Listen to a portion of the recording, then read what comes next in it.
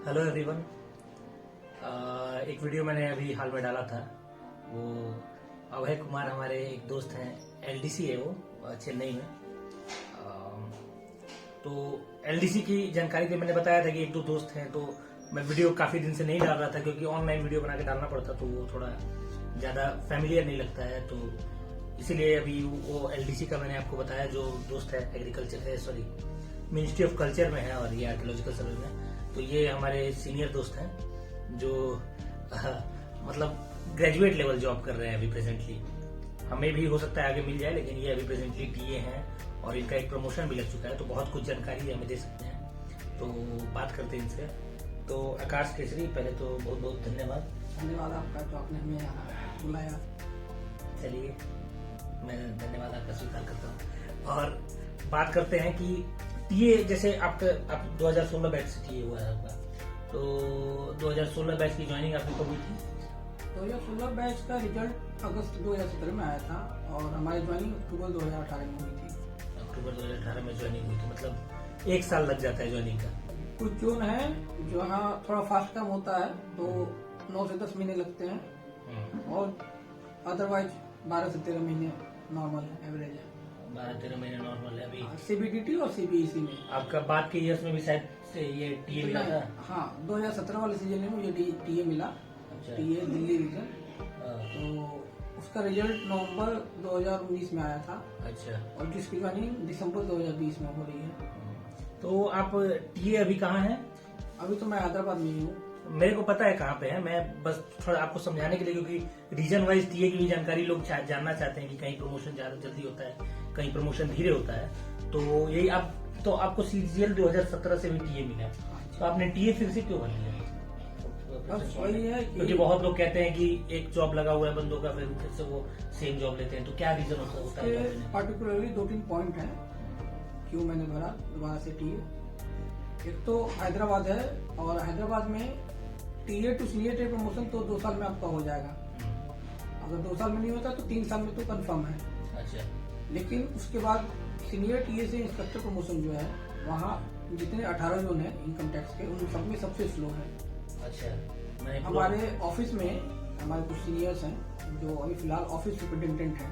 अच्छा। वो 2006 बैच से टीए है। तब सीजीएल नहीं हुआ करता था, तब टैक्स असिस्टेंट का अलग से एग्जाम हुआ करता था। अभी तक वो इंस्पेक्टर नहीं बने हुए हैं।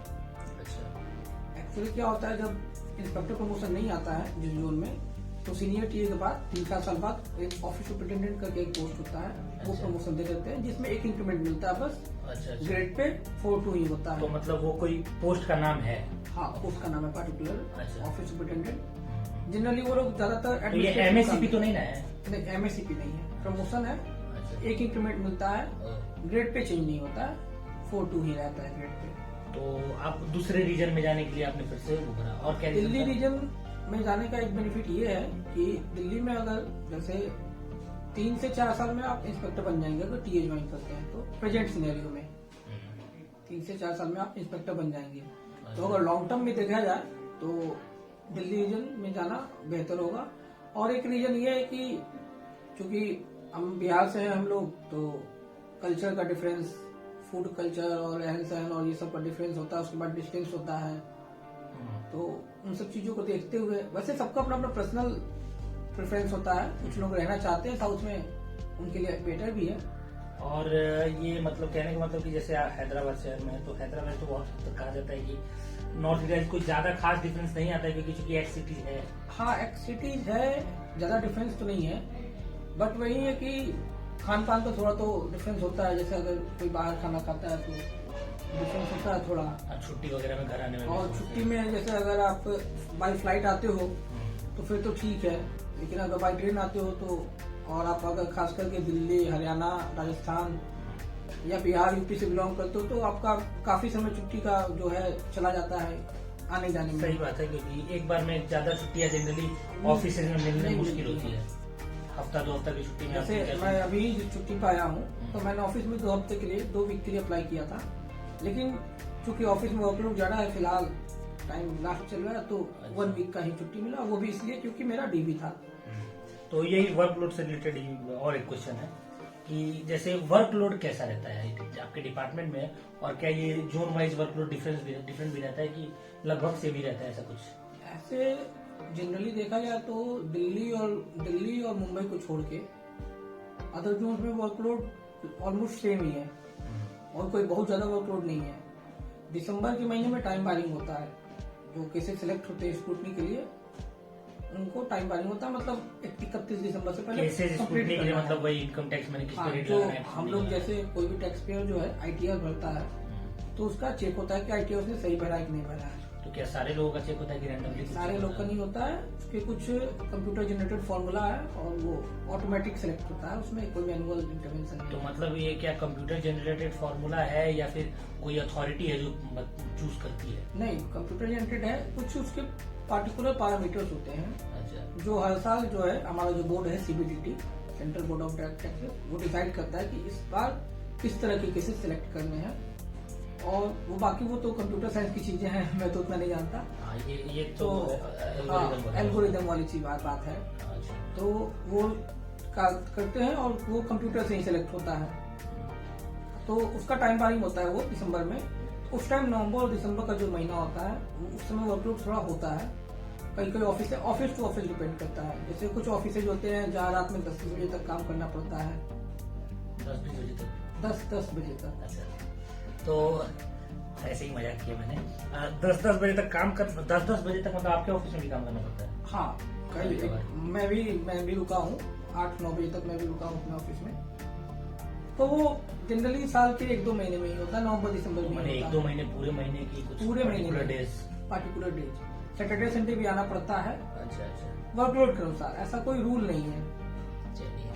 तो ये बता दूं, जैसे लोग कोई भी डिपार्टमेंट चूज करते हैं तो एक बात ध्यान में रख सकते हैं कि जैसे डिपार्टमेंट का जो भी नियम कानून है कि सैटरडे संडे आपकी ड्यूटी है नहीं है, तो आप जब डिपार्टमेंट में जाते हैं तो आपका ये जो अपॉइंटमेंट लेटर देख के या फिर जो क्या कहते हैं नोटिफिकेशन देख के लोग जॉब लेते हैं, तो ये समझना चाहिए कि जब आप डिपार्टमेंट में जाते हैं तो बहुत चीज फ्लेक्सिबल होनी पड़ती है आपको भी, और डिपार्टमेंट भी कई मामले में फ्लेक्सिबल होता है कि कुछ चीजों में।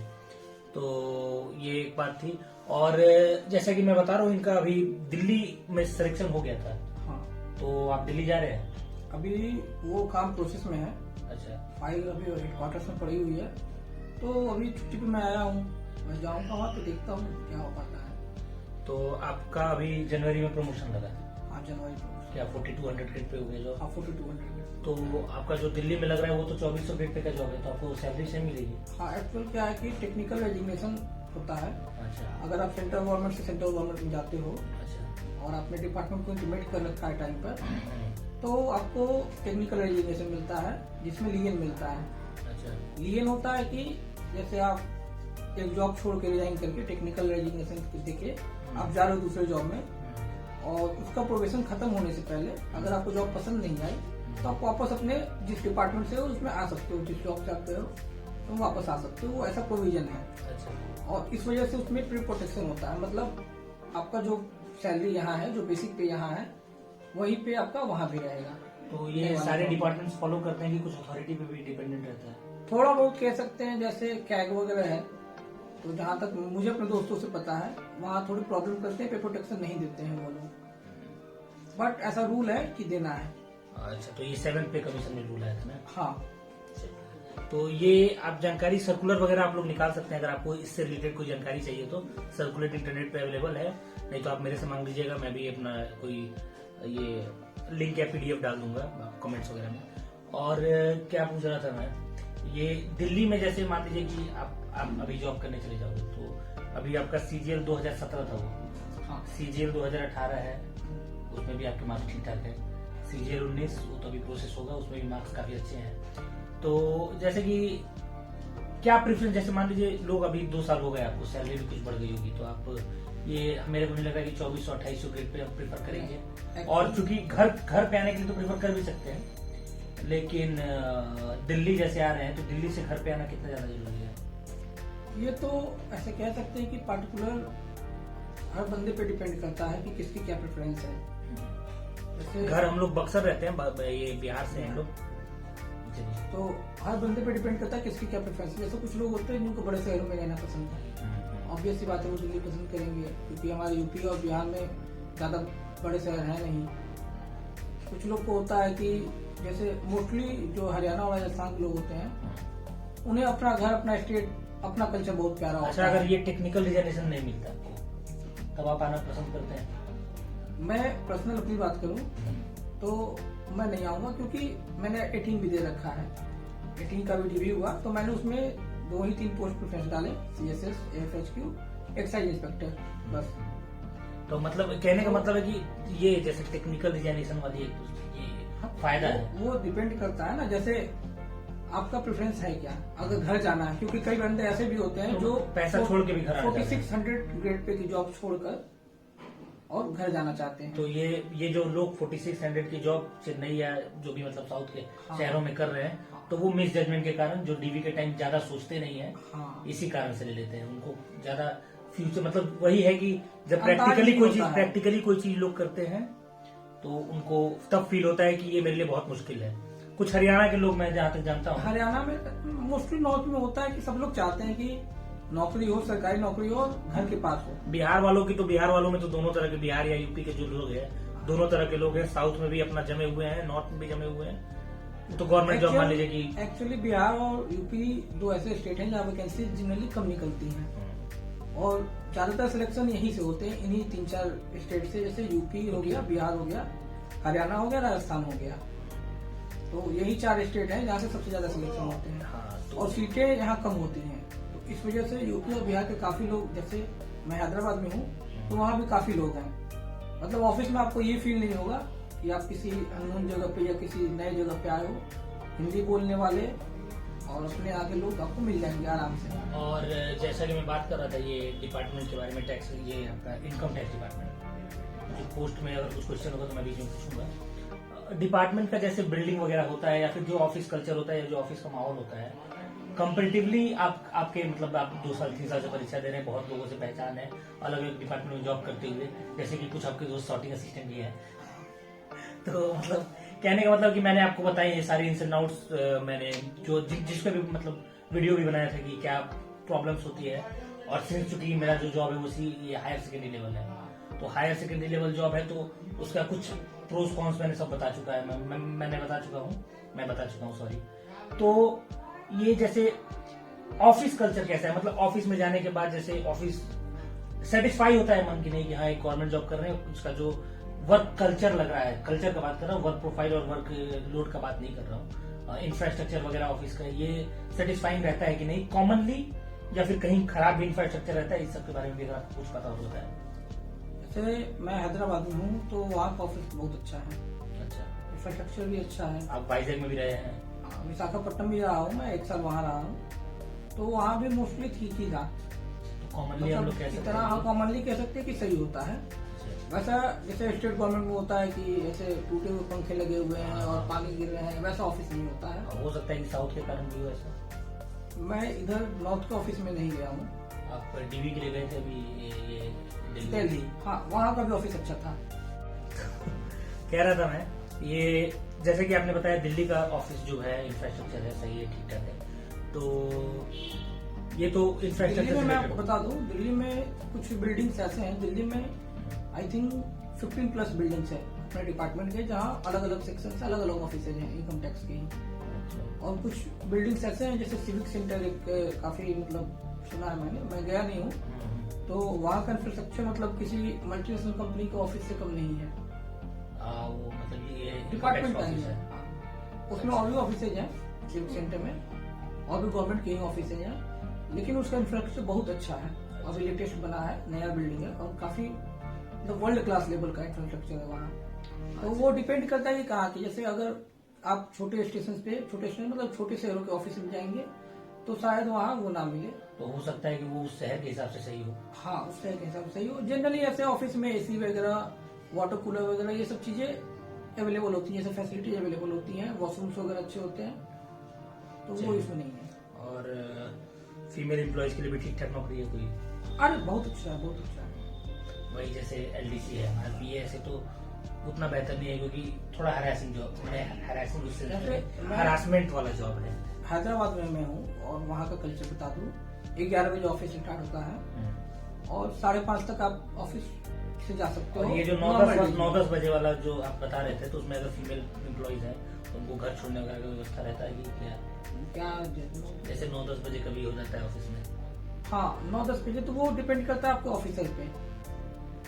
ऑफिस की अपनी व्हीकल होती है, तो अगर आपका कोई पर्सनल नहीं है साधन, बाइक वगैरह नहीं है आपके पास या कार वगैरह नहीं है, तो कई बार ऑफिस की व्हीकल होती है जिसको आप यूज कर सकते हो टाइम बाय टाइम, मतलब जब ऑफिस के काम से आप रुके हो तो यूज कर सकते हो, आपको घर छोड़ सकते हैं वो लोग, वो इशू नहीं होता है। काफी कोऑपरेटिव होते हैं डिपार्टमेंट के लोग, सारे ऑफिसर स्टाफ काफी कोऑपरेटिव होते हैं, अच्छा एक माहौल मिलता है।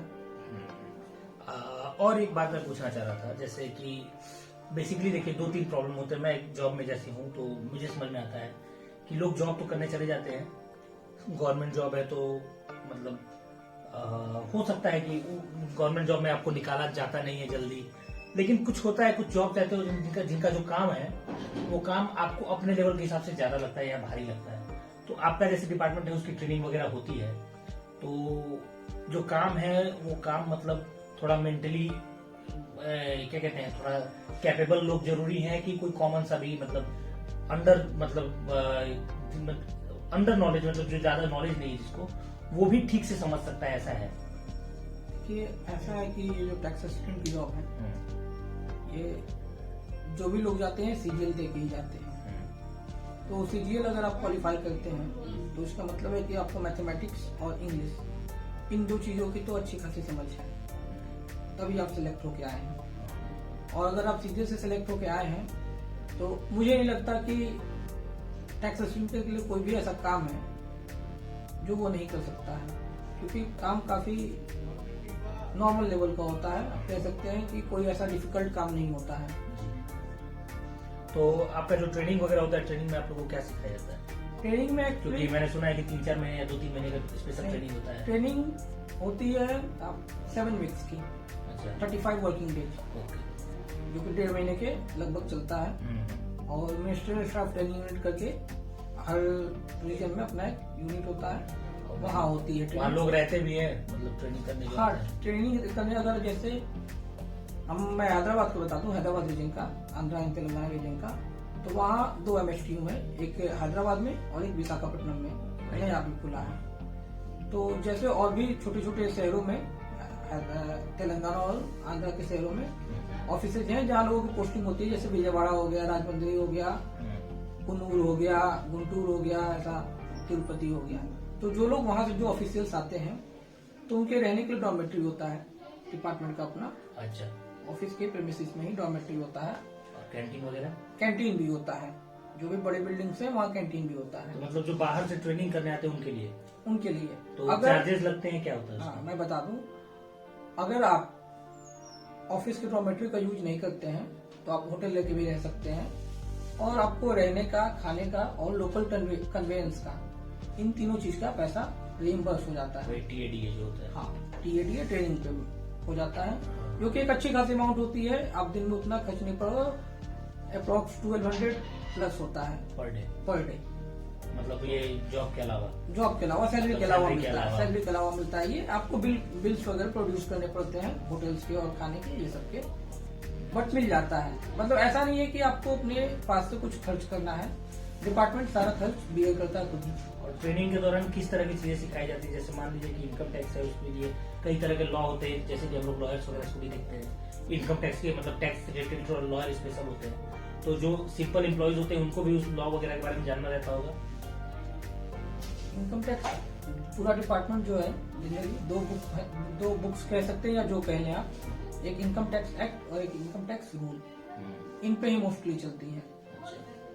तो इनके कुछ कुछ चीजें ट्रेनिंग में बताई जाती हैं, क्योंकि जो मेन काम होता है वो असेसिंग ऑफिसर का होता है, जो कि जनरली एक ITO या फिर एक असिस्टेंट कमिश्नर या फिर DC डिप्टी कमिश्नर होता है, जिसका काम होता है एसेस करना। तो एज ए टैक्स असिस्टेंट आपको पूरा एक्ट नहीं जानना है, उसकी कुछ चीजें जाननी, क्योंकि आप उनको असिस्ट करते हैं। आपके जॉब के नाम से ही क्लियर है, आप असिस्टेंट हो, आपका काम असिस्ट करना, तो उसकी थोड़ी बहुत नॉलेज होनी चाहिए। तो ट्रेनिंग में वो चीजें सिखाई जाती हैं, कौन कौन से एक्ट्स हैं, कैसे हैं, किसका कहाँ यूज है, और साथ ही कुछ आपकी सर्विस रिलेटेड चीजें बताई जाती हैं। आप सेंट्रल गवर्नमेंट सर्विस में हो तो क्या कंडक्ट रूल्स हैं, अच्छा, कैसे सैलरी मतलब बनती कॉमन है, चीज है वो। कॉमन चीजें वो जो बाकी डिपार्टमेंट्स में भी आपको हाँ काम जो हर जॉब में होती हैं, वो चीजें भी ट्रेनिंग में आपको बताई जाती हैं। कुछ एक्टिविटीज होती हैं ताकि आपका जो ट्रेनिंग का पूरा वो है, जो बैच है, उनके बीच आपकी बॉन्डिंग बन सके। तो मिला जुला के कह सकते हैं ट्रेनिंग काफी मतलब मिलनसार। हाँ इंजॉय करने लायक होता है, काफी मजा आता है। और ट्रेनिंग बहुत ही इम्पोर्टेंट पार्ट होता है, क्योंकि आपका जो पूरा बैच है वो तो एक अलग है, लेकिन अगर जब आप ट्रेनिंग करने के बाद आते हो तो जो आपका बैच होता है, ट्रेनिंग का जो पर्टिकुलर बैच होता है, उससे आपका एक अलग ही उससे बॉन्डिंग हो जाती है। क्योंकि 35 डेज आप किसी के साथ हो और सब साथ के हैं, एक ही उम्र के हैं, बात तक भी ग्रुप बना रहता है अपना। हाँ। लोग जो भी है तरक्की कर रहे हैं, जो भी कर हाँ। रहे हैं, वो एक अलग मतलब फ्रेंडशिप कह सकते हैं आपकी। मतलब काफी एक स्कूल वाला या फिर कह सकते हैं कॉलेज वाला माहौल मिलता है। तो काफी मजा आता है, काफी एंजॉय किया हम लोगों ने अपनी ट्रेनिंग में, काफी एंजॉय किया, काफी एक्टिविटीज की, लंच आवर में गेम्स वगैरह खेलना, ये सब चीजें हैं। अच्छा, और क्वेश्चन ये था कि जैसे इनकम टैक्स इंस्पेक्टर का इतना ये हाइप बना हुआ है, जानते हैं कि टॉप रैंकर्स केवल लेते हैं इनकम टैक्स इंस्पेक्टर, तो सैलरी वाइज तो सब जानते हैं 4600 ग्रेड पे है, 65,000 65,000 के आसपास सैलरी उसकी बनती है। लेकिन क्या वो मतलब औहदा का बात करें, औहदा की बात करें तो वो डिपार्टमेंट में उस टाइप का औहदा है, जैसे कि मान लीजिए आप रॉक जमा सकते हैं? क्योंकि मेरे बहुत सारे दोस्त हैं, आप भी दोस्त ही हैं, लेकिन बहुत ऐसे दोस्त हैं जो उस बारे में उतना ज्यादा जानते नहीं है, या फिर पता नहीं चलता है। जैसे लोग डिपार्टमेंट से रिलेटेड किसी आदमी से बात नहीं कर पाते हैं, तो उनको लगता है कि इनकम टैक्स इंस्पेक्टर एक पुलिस इंस्पेक्टर के बराबर मतलब पावर का रहता है, या फिर जो भी है, या फिर अपना उसी लेवल का रॉक जमा सकते हैं। तो आप क्या कहना तो चाहिए? इस बारे में बता दूं कि मोस्टली मैंने अभी तक जहाँ जहाँ काम किया है, तो ऐसा तो जो लोग बाहर सोचते हैं वैसा कुछ नहीं होता डिफरेंस। अगर आप सीजीएल से आते हो, कोई इंस्पेक्टर है, और आप टीए हो, टैक्स असिस्टेंट हो, तो कोई बहुत ज्यादा डिफरेंस नहीं होता है। हाँ ये जरूर होता है कि जो ऑफिसर्स होते हैं, अगर कोई काम करना है, कोई काम ज्यादा इंपॉर्टेंट है, ज्यादा रिस्पॉन्सिबिलिटी वाला है, तो वो काम इंस्पेक्टर्स को देते हैं। कोई काम थोड़ा कम इम्पोर्टेंट है, थोड़ा कम रिस्पॉन्सिबिलिटी वाला है, तो वो टीएच को देते हैं, अलॉट करते हैं। और ऐसा कुछ नहीं होता कि इंस्पेक्टर आपसे सीनियर जरूर होता है, लेकिन आप इंस्पेक्टर के अंडर नहीं होते हो। मतलब मोस्ट अलर्जिंग चीज इंस्पेक्टर से रिलेटेड बस सैलरी है। सैलरी है, हाँ। उसके बाद रिस्पॉन्सिबिलिटी भी कम रहती है। टीए से आपका प्रमोशन होगा, इसलिए एक्सपेक्ट बता दूं, टीए से प्रमोट होते हैं आप सीनियर टीए। सीनियर टीए से अगर आपका रीजन स्लो है तो ओएस, और फिर इंस्पेक्टर। अगर आप डायरेक्ट इंस्पेक्टर बनते हो तो पहला प्रमोशन जो आपको आएगा 3 से 4 साल में आता है। कुछ रीजन्स में 6 साल, 5 साल, 6 साल भी लग जाते हैं। वो इनकम टैक्स ऑफिसर बन जाओगे आप। अच्छा, आईटीओ। तो आईटीओ जो है वो मेन मतलब आईटीओ जो है वो गस्टेड पोस्ट है। तो आप इंस्पेक्टर बनते हो तो 4 से 5 सालों में आप आईटीओ बन जाओगे। आईटीओ आईआरएस वाले होते हैं क्या? नहीं। अच्छा, उसके बाद आईटीओ के बाद प्रमोशन जो मिलता है वो आप असिस्टेंट कमिश्नर बनते हो, फिर आपको आईआरएस रैंक मिल जाती है। अच्छा अच्छा। आईआरएस की जैसे ट्रेनिंग होती है वैसे आपकी भी ट्रेनिंग होगी। और जैसे प्रेसिडेंट से मिलता है जो यूपीएससी से क्वालिफाई करके आते हैं, उनकी आईआरएस की जैसे ट्रेनिंग होती है एनआईटी नागपुर में, उसी तरह प्रमोशन के बाद होगी ट्रेनिंग। ड्यूरेशन कुछ कम होता है, और उसी तरह से राष्ट्रपति के द्वारा आपको वो उपाधि मिलती है आईआरएस की। फिर आप भी नाम के आगे आईआरएस लगा सकते हैं। तो तो जैसे ये एक चीज जो है जो लोगों को अट्रैक्ट करती है, क्योंकि आप रिटायरमेंट तक एडिशनल कमिश्नर एक ऐसे पोस्ट पे चले जाएंगे हाँ, जो रिकॉग्नाइज मतलब हाँ, रिकॉग्नाइज पोस्ट है। हाँ, काफी मतलब अच्छी काफी पोस्ट है। इज्जत वाली पोस्ट है और काफी सम्मान मिलता है। और अगर आप टीए ज्वाइन करते हो तो उतना दूर तक नहीं जा सकते आप। अच्छा, और एक बात पूछना था, जैसे कि आप अभी टीए हैं, जॉब से काफी सेटिस्फाइड भी हैं, तो अभी जैसे आपका कुछ मतलब एवरेज मार्क्स से हो सकता है एक्साइज इंस्पेक्टर मिल जाए, तो आप साउथ में एक्साइज इंस्पेक्टर का जॉब करना पसंद करेंगे टीए छोड़कर? क्योंकि 4200 ग्रेड पे भी आप हैं, और 4600 मिलेगा, और कुछ किसी ऐसी जगह मिलेगा जहाँ आप सेटल नहीं है, आप इस जगह पे सेटल हैं, तो आप प्रेफर करोगे एक्साइज इंस्पेक्टर का जॉब करना? बेशक। अच्छा, क्योंकि पैसा ऑलरेडी मैं 42 में हूँ, लेकिन हैदराबाद में हूँ, तो घर से दूर ये भी है।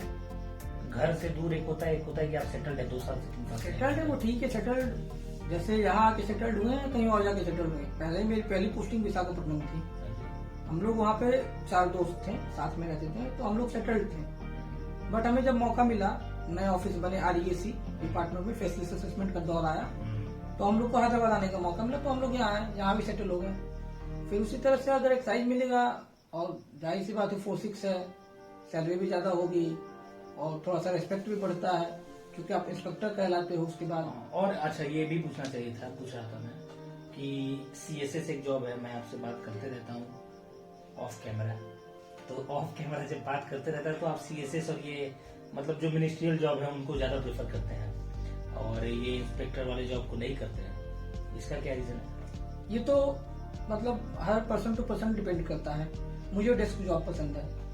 डेस्क जॉब पसंद है या फिर मिनिस्ट्रियल जॉब में आपको कुछ बेनिफिट दिखता है इसके कंपैरिजन में? बेनिफिट तो नहीं कह सकते हैं, पसंद की बात है, अपनी अपनी पसंद की बात है।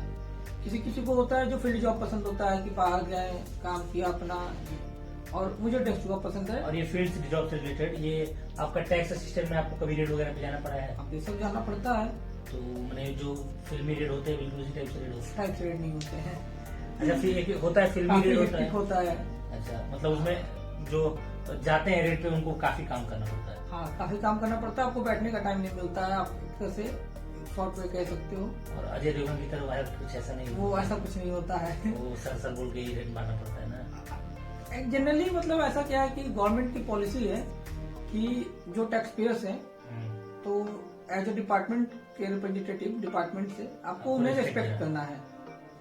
बेशक उन्होंने कुछ मिस्टेक किया हो, but they are not criminals. They are not criminals. तो हमेशा आपको उनको रेस्पेक्ट करना है और उसी तरह से ट्रीट करना है। और मान लीजिए कि जब तक आपका रेट कंप्लीट नहीं होता है तब तक तो आप ऐसे भी क्रिमिनल नहीं है। हाँ, व्हाइट कॉलर क्रिमिनल भी नहीं है। हाँ।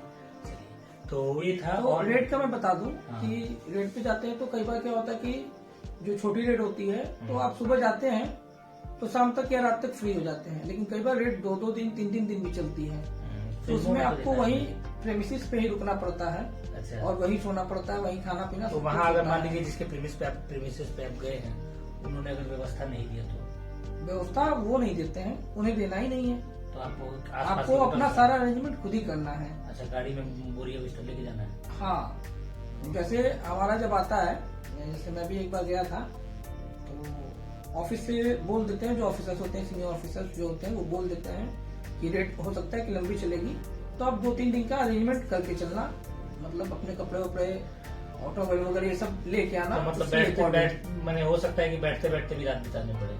हाँ, हो सकता है, क्योंकि मैं जिस रेट में गया था तो रात भर सोने को नहीं मिला था, तो ऐसे कहीं यहाँ बैठे हैं, कहीं चेयर पे लेटे हुए हैं, ऐसे मतलब। और हम लोग अपने फ्रेंड्स थे तो हमने बांट लिया था कि 2 घंटे में आराम कर लेता हूँ, तब तक तुम संभाल लो। फिर तो ऐसे करना पड़ता है, आपस में मैनेज करना पड़ता है।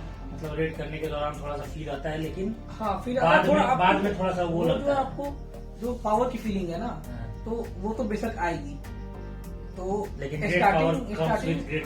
स्टार्टिंग में 3-4 बार तो मजा आएगा, बट उसके बाद हेक्टिक हो जाता है, तो लोग जो है डिपार्टमेंट में ना वो बचते हैं कि उनका नाम ना आए रेड पे जाने में। तो और कुछ सवाल जो आपके दिमाग में हो? मेरे को तो एक कॉमन एस्पिरेंट के रूप में जो मेरे दिमाग में था मैंने पूछ लिया।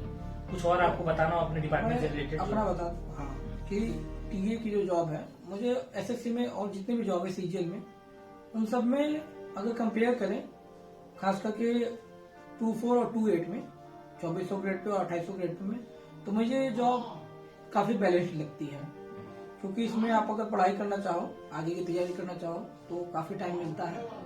अगर ऑफिसर्स लीनियंट हैं तो आप ऑफिस में भी थोड़ी बहुत पढ़ाई कर सकते हैं। ये ऑफिसर लीनियंट वाली बात तो अभय ने भी बताई थी। हाँ, कि बहुत ज्यादा मैटर करता है। आप जो है ऑफिस में बैठ के पढ़ाई कर सकते हैं, और वर्कलोड बहुत ज्यादा नहीं है, 2-3 महीने होते हैं साल के 2-3 महीने में, तो वो ज्यादा फर्क नहीं पड़ता है।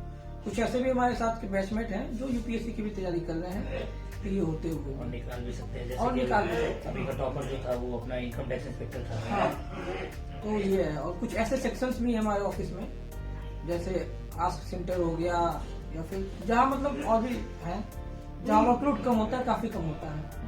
तो अगर वहाँ पोस्टिंग ले लेते हो, आपको बड़ा टारगेट है, यूपीएससी करना है या फिर इंस्पेक्टर के लिए फिर से ट्राई करना है, तो बहुत टाइम मिल जाता है। उस हिसाब से वर्कलोड से रेस्पेक्ट भी अच्छी खासी मिलती है, क्योंकि आप इनकम टैक्स डिपार्टमेंट में हो, तो एज वेल सब जानते हैं, रिस्पेक्ट है। और अगर दिल्ली, बेंगलोर या फिर कुछ ऐसे जोन्स जहाँ प्रमोशन फास्ट है, तो 3 से 4 साल में आप टीएस इंस्पेक्टर बन जाएंगे। मुंबई में जैसे लास्ट बैच जो मुंबई में है 3 साल में इंस्पेक्टर बन गया। इंस्पेक्टर मतलब 20,000 सैलरी बढ़ गया। हाँ 20,000 20 से 25,000 सैलरी इंक्रीज। तो ये होता है कि फिर से आपको सीजीएल देने की जरूरत नहीं है अगर आप उस जोन में हो तो। जैसे मैं हैदराबाद 2-3 साल तो प्रोसेस में ही लग जा रहा हाँ, है। जैसे मैं हैदराबाद जोन में हूँ तो यहाँ 15-15 साल से लोग इंस्पेक्टर नहीं बन पाए हैं। तो वो जोन वाइज डिपेंड करता है।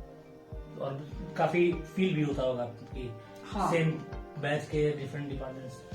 तो ये तो मान लीजिए कि आकाश थे तो अपने। जैसे मैं अपना बता दूं, अगर ओवरऑल कहेंगे तो अगर आपको फोर्सेस नहीं मिल पाता है तो ये ऐसी जॉब है जो आपको जिसमें आप सेटिस्फाइड तो हो ही सकते हो। आपको किसी चीज की शिकायत scenario देखते हुए। प्रेजेंट सिनेरियो देखते हुए जहाँ वैकेंसी जब इतनी कम आ रही है तो और बाकी डिपार्टमेंट में प्रमोशन तो का जो स्थिति है हाँ। वो खराब है। हाँ। लेकिन एक बात मैं और मेंशन करना चाहूंगा कि अभी जो है एक नया रिक्रूटमेंट पूल आने वाला है, आरआर कहते हैं इसे। तो वो जो है फाइनल स्टेज में है अपने। अच्छा। हालांकि लोग तो कहते हैं हमारे डिपार्टमेंट जब हमने ज्वाइन किया था तब भी आने वाला था, बट हमारा प्रमोशन हो गया 2 साल में। तो वो कभी भी आ सकता है, उसके कोई प्रेडिक्ट नहीं कर सकता है कितना टाइम लगेगा। और कैडर रिस्ट्रक्चरिंग भी जो है वो भी पाइपलाइन में है, तो वो भी आने वाले दिनों में हो सकती है। उसके बाद क्या सिनेरियो होगा उसके बारे में कुछ कहना अभी मुश्किल होगा। जैसे हाल में भी हुआ था ये आपका फेसलेस असेसमेंट। हाँ फेसलेस असेसमेंट उस बारे में ज्यादा बात नहीं करना चाहूंगा मैं, वो अलग अलग चीजें हैं और डिपार्टमेंट के लोगों से इस बारे में बात करना सही नहीं रहता है।